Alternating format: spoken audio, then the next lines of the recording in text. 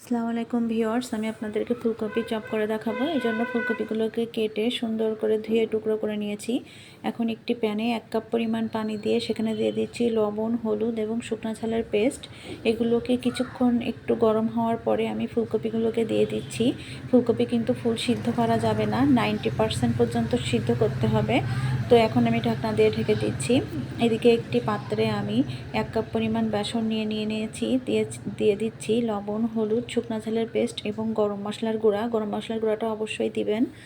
আর এই ব্যাটারে আমি যে ফুলকপি উঠানোর পরে যে পানিটা ছিল আমি কিন্তু অল্প অল্প করে অ্যাড করছি।